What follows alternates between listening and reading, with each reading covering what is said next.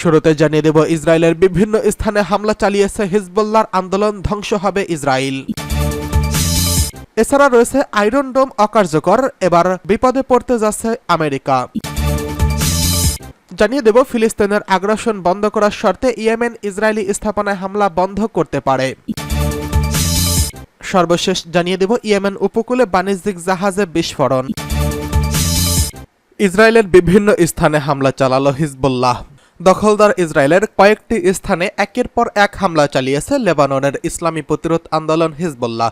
গতকাল ইহুদিবাদী ইসরায়েলের বর্বর সেনারা দক্ষিণ লেবাননের দেইর কিফা গ্রামে একটি গাড়ি লক্ষ্য করে বিমান থেকে হামলা চালায়। এতে হিজবুল্লাহর ওই সদস্য শহীদ হন। জবাবে হিজবুল্লাহ ইসরায়েলের বাস নাকুরা সামরিক ঘাঁটিতে এক স্কোয়াড্রন কামিকাজে ড্রোন দিয়ে হামলা চালায়। হিজবুল্লাহ যোদ্ধারা অধিকৃত সেবা ফার্মে দুটি ইসরায়েলি অবস্থানেও রকেট হামলা চালিয়েছে। এছাড়া কাফারা সুবা পাহাড়ের আল সামাকা এবং রামাসা ফাঁড়িতে হিজবুল্লাহ যোদ্ধারা সিরিজ হামলা চালিয়েছে। এর বাইরে ইসরায়েলের আল জাউরা আর্টিলারি পজিশনে ক্ষেপণাস্ত্র দিয়ে নিখুঁতভাবে হামলা চালিয়েছে। গত 7 অক্টোবর থেকে ইসরায়েল অবরুদ্ধ গাজা উপত্যকায় বর্বর আগ্রাসন চালাচ্ছে। জবাবে হিজবুল্লাহ যোদ্ধারাও নিয়মিত ইসরায়েলের বিরুদ্ধে হামলা চালিয়ে আসছে। গাজার প্রতিরোধ যোদ্ধাদের সমর্থনে এবং ফিলিস্তিনি জনগণের প্রতি সংহতি জানিয়ে হিজবুল্লাহ এসব হামলা চালাচ্ছে।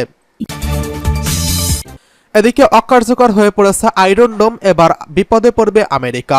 মার্কিন সূত্রগুলো বলছে, লেবাননের ইসলামী প্রতিরোধ আন্দোলন হিজবুল্লাহর ক্ষেপণাস্ত্র ও ড্রোন হামলা মোকাবিলায় ইহুদিবাদী ইসরায়েলের আকাশ প্রতিরক্ষা ব্যবস্থা আয়রন ডোম অকার্যকর হয়ে যেতে পারে বলে ওয়াশিংটন উদ্বিগ্ন হয়ে পড়েছে। 3 জন মার্কিন কর্মকর্তার বরাত দিয়ে CNN জানিয়েছে, ওয়াশিংটনের কোনো কর্মকর্তা সত্যিকার অর্থেই এই ভেবে উদ্বিগ্ন হয়ে পড়েছেন যে লেবানন ও ইসরায়েলের মধ্যে ব্যাপক ভিত্তিক যুদ্ধ বেঁধে গেলে হিজবুল্লাহ উত্তর ইসরায়েলে মোতায়েন করা আকাশ প্রতিরক্ষা ব্যবস্থাগুলি, বিশেষ করে আয়রন ডোমকে অকার্যকর করে দিতে পারে। পার্স টুডের রিপোর্ট অনুসারে ইহুদিবাদী ইসরায়েল কর্মকর্তারা এ ব্যাপারে গভীর উদ্বেগের মধ্যে রয়েছেন, কারণ আয়রন ডোমের ব্যাটারিগুলো হিজবুল্লাহ ক্ষেপণাস্ত্র এবং ড্রোনের বিশাল ভান্ডারের আওতার মধ্যে রয়েছে। লেবাননে হিজবুল্লাহর মহাসচিব সৈয়দ হাসান নাসারুল্লাহ বুধবার এক ভাষণে বলেছেন, ইহুদিবাদী ইসরায়েলের অকেজো থাকার কাল্পনিক দুর্গ তাসের ঘরের মতো ধসে পড়েছে। তিনি বলেন, হিজবুল্লাহ এখন পর্যন্ত তার বিশাল সক্ষমতার ক্ষুদ্র একটি অংশ ব্যবহার করছে মাত্র, এবং তার হাতে এমন কিছু চমক আছে যা যুদ্ধের ময়দানে প্রদর্শন করা হবে। হিজবুল্লাহ সাম্প্রতিক সময়ে ইসরায়েলের আয়রন ডোমের ব্যাটারিগুলো লক্ষ্য করে বেশ কয়েকবার সফল হামলা চালিয়েছে। এদিকে হিজবুল্লাহ গত মঙ্গলবার 9.5 মিনিটের একটি ভিডিও প্রদর্শন করেছেন, হুদহুদ যা বহন করে এনেছে। এই শিরোনামে ভিডিওটিতে ইসরায়েলের অভ্যন্তরে গোয়েন্দা ড্রোন চালিয়ে তার মাধ্যমে তোলা একটি গুরুত্বপূর্ণ স্থাপনার ছবি দেখানো হয়েছে। এসব স্থাপনার মধ্যে রয়েছে বিভিন্ন স্থানে মোতায়েন করা আয়রন ডোমের ব্যাটারি ও হাইফা সমুদ্র বন্দরের বিভিন্ন স্পর্শকাতর সামরিক স্থাপনা। ইসরায়েলের এসব স্পর্শকাতর স্থাপনার উপর দিয়ে বিনা বাধায় হিজবুল্লাহ ড্রোন উড়ে যাওয়ার ঘটনায় ইহুদিবাদী গণমাধ্যমগুলো চরম বিস্ময় প্রকাশ করেছে।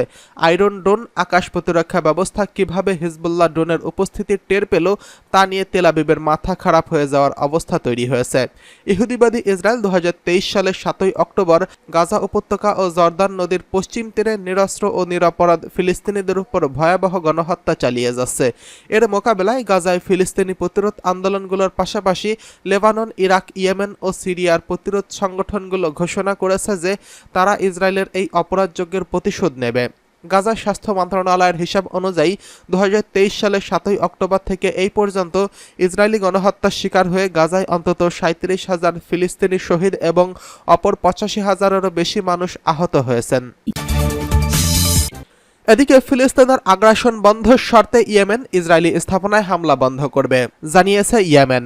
ইয়েমেনের ন্যাশনাল সলভেনশন গভর্নমেন্টের আলোচনাকারী দলের প্রধান মোহাম্মদ আব্দুস সালাম নিজেই বলেছেন, ড্রোন নির্মাণে ইয়েমেন উল্লেখযোগ্য অগ্রগতি রয়েছে। তিনি আরও বলেছেন, ইয়েমেনের সামরিক শিল্পে অর্থাৎ যুদ্ধাস্ত্র সামরিক সরঞ্জাম নির্মাণে কিছু প্রতিরোধকারী দেশের অভিজ্ঞতা থেকে উপকৃত হয়েছে। আল মাদিনের সাথে এক সাক্ষাৎকারে হুতি আনসারুল্লাহ আন্দোলনের নেতা আব্দুস সালাম আরও বলেন, ইয়েমেনের জন্য যা অসম্ভব বলে মনে করা হতো আজ তার সবকিছু অর্জিত হয়েছে।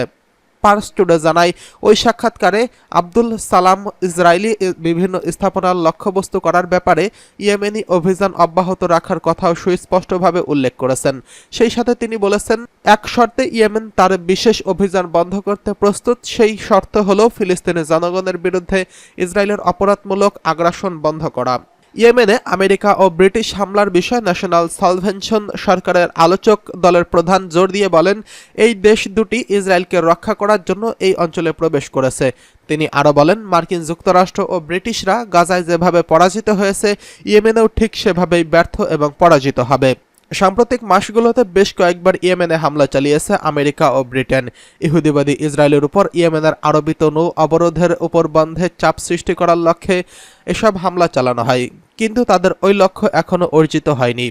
গাজা যুদ্ধের শুরু থেকে ইয়েমেনি সেনাবাহিনী এবং পপুলার কমিউনিটি ইহুদিবাদীদের অপরাধের বিরুদ্ধে ফিলিস্তিনি জনগণকে সমর্থন দিয়ে আসছে। তারা ইসরায়েল অভিমুখী জাহাজ এবং তাদের সঙ্গে ব্যবসা করেছে, যারা তাদের জাহাজকে লক্ষ্যবস্তু করেছে। ইয়েমেনের এই পদক্ষেপ তেল আবিবের অর্থনীতিতে প্রবল চাপ সৃষ্টি করেছে। ইসরায়েলি অপরাধের জবাবে 7 অক্টোবর 2023 সালের ফিলিস্তিনি প্রতিরোধ গোষ্ঠীগুলো গাজা উপত্যকা থেকে বড় আল আকসা ঝড় অভিযান শুরু করেছিল। সর্বশেষ পরিসংখ্যান অনুযায়ী 7 অক্টোবর 2023 সালের গাজায় ইহুদিবাদী ইসরায়েল সেনাদের নয়া আগ্রাসন শুরুর পর 37,000-এরও বেশি ফিলিস্তিনি শহীদ হয়েছেন এবং 85,000-এরও বেশি ফিলিস্তিনি আহত হয়েছেন। 2017 সালের ব্রিটিশ উপনিবেশবাদের পরিকল্পনায় ইসরায়েল গঠনের নীল নকশা তৈরি করা হয়। তারপর থেকে বিশ্বের বিভিন্ন দেশ থেকে ইহুদিদের ফিলিস্তিনের ভূমিতে অভিবাসনের মাধ্যমে ইসরায়েল প্রতিষ্ঠিত হয়। 1948 সালে ইসরায়েলের অস্তিত্ব ঘোষণা করা হয়। এরপর থেকেই বংশ নির্মূল করার টার্গেট নিয়ে ইসরায়েলি ফিলিস্তিনি জনগণের উপর বেপরোয়া গণহত্যা চালিয়ে আসছে। ফিলিস্তিনিদের সমগ্র ভূমি দখলের জন্য ইসরায়েল অসংখ্যবার গণহত্যা চালিয়ে আসছে। এদিকে ইয়েমেনের উপকূলে বাণিজ্য জাহাজে বিস্ফোরণ। ইয়েমেনের উপকূলে একটি বাণিজ্যিক জাহাজে বিস্ফোরণের খবর পাওয়া গেছে। ইয়েমেনের এডেন বন্দর থেকে 126 নটিক্যাল মাইল দূরে এই ঘটনা ঘটে বলে United kingdom maritime trade operations জানিয়েছেন। সংস্থাটি জানিয়েছে, জাহাজের কর্মীরা নিরাপদে রয়েছেন। জাহাজটি পরবর্তী বন্দরের দিকে যাচ্ছে, তবে জাহাজটির পরিচয় প্রকাশ করা হয়নি। ইয়েমেনের হাউসি যোদ্ধারা গত নভেম্বর থেকে গাজার ফিলিস্তিনিদের প্রতি সংহতি জানিয়ে নৌ রুট ক্ষেপণাস্ত্র হামলা চালিয়েছে। তারা এ পর্যন্ত 70টির বেশি হামলা চালিয়েছে। তারা 2টি জাহাজ ডুবিয়ে দিয়েছে, একটি জব্দ করেছে এবং অন্তত 3 জন নাবিককে হত্যা করেছে। হাউসিদের 2টি স্থাপনা ধ্বংস করেছে মার্কিন বাহিনী। আমেরিকান বাহিনী ইয়েমেনের হাউসি যোদ্ধাদের 2টি স্থাপনা ধ্বংস করেছে। সাম্প্রতিক দিনগুলোতে গ্রুপটির ধারাবাহিক জাহাজ হামলার পর মার্কিন সেনাবাহিনী বুধবার এই কথা জানায়। হাউসিরা গাজা উপত্যকায় ইসরায়েল হামাস যুদ্ধের সময় ফিলিস্তিনিদের সাথে সংহতি প্রকাশের জন্য 2023 সালের নভেম্বর থেকে লোহিত সাগর ও এডেন উপসাগরের জাহাজগুলোতে লক্ষ্যবস্তু করে হামলা চালিয়ে আসছে। ইরান সমর্থিত যোদ্ধাদের হামলা চালানোর ক্ষমতা হ্রাস করার লক্ষ্য নিয়ে মার্কিন যুক্তরাষ্ট্র ও ব্রিটেন ইয়েমেনের হামলা চালিয়েছে। জাহাজের ছোড়া ড্রোন ও ক্ষেপণাস্ত্রকে বাধা দেওয়ার জন্য একটি আন্তর্জাতিক সামরিক প্রচেষ্টাও রয়েছে। সামরিক কমান্ড এক্সের এক বিবৃতিতে বলেছে, ইয়েমেনের হাউসি নিয়ন্ত্রিত এলাকায় ইউএস সেন্টকম বাহিনী সফলভাবে একটি গ্রাউন্ড কন্ট্রোল স্টেশন এবং একটি কমান্ড কন্ট্রোল নোড ধ্বংস করেছে। এতে বলা হয়েছে, গত 24 ঘন্টায় সেন্টকম বাহিনী লোহিত সাগরের 2টি ইরান সমর্থিত হাউসিদের মানুষ্যবিহীন সারফেস ভেসেল ধ্বংস করে দিয়েছে।